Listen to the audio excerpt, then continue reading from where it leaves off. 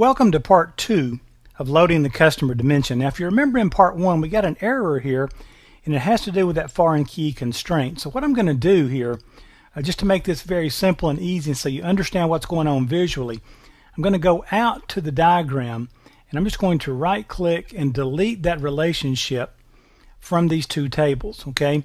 Now what I would normally do is do this in the execute SQL task, do it programmatically, but I want you to understand what's going on. And so when I close this, it will save it, it will make the changes to that particular database, and so now that relationship is gone.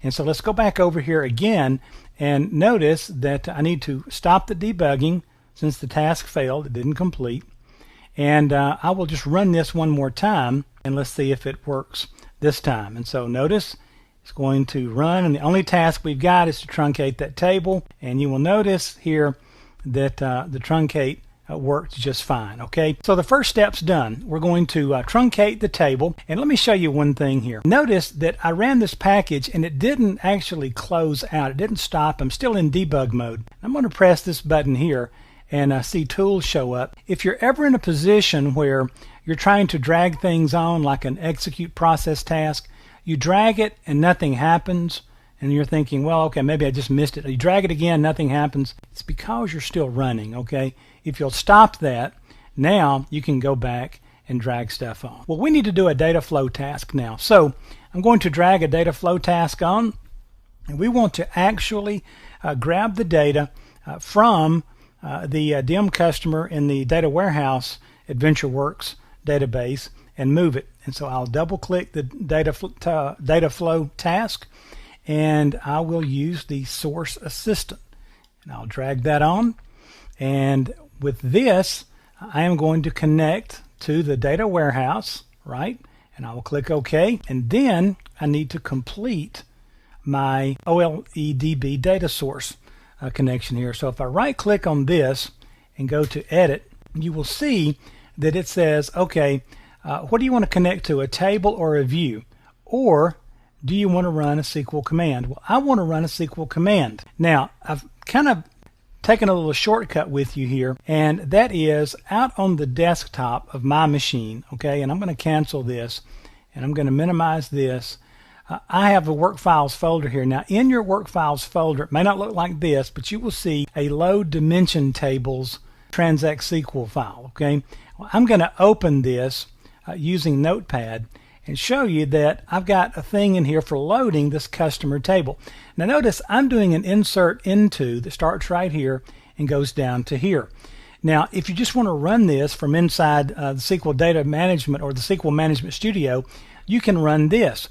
But to run this inside the package, I just want to do a select and grab the data that I need and then see about doing something with that later. Okay, so I'm just going to right click and copy this to save a little time, so you can look in your work files folder and see that code out there for you if you would like. I'm going to go back into here, I'm going to right click and edit this, and this time I'm going to tell it that I have a SQL command, and my SQL command is this right here. I want to select customer key and so forth. Now I can go look at my columns and I can choose which columns I want. Well, I want all of these. And so I'll say OK, and at this point I have my data source. Now I need a data destination, right? So I will go grab the destination assistant and I'll pull it on, and I will choose this time my database, the VTC DW that I'm trying to load the data into, and I'm going to go ahead and make a connection between these two. All right, and then I'll right click here and choose edit. And I'm simply going to tell it what table do I want to work with, and I'm going to choose table or view, and obviously I want to work with the DIM customer table because that's what I want to load. Then I need to click on mappings to set my mappings up. Remember age, we're generating that, and so we don't want to put anything into there. Notice yearly income couldn't match up with annual income.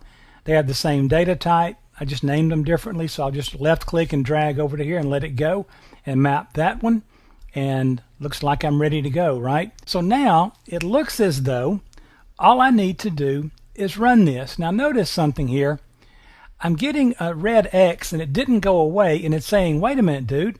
Notice that the column title can't convert between Unicode and non-Unicode string types. Now, this is something that was changed in earlier versions of integration services, and that is, this thing's not going to make any assumptions about converting data types for you. So notice, if I right-click here and try to execute this task, it is going to connect to the OLEDB source, and when it tries to write into the destination, it's going to give me an error. And oddly enough, this time, it actually reports the problem. Title can't convert between Unicode and non-Unicode string types, neither can name, and so we got two columns that are a problem because of this conversion. Now, how are we going to fix this?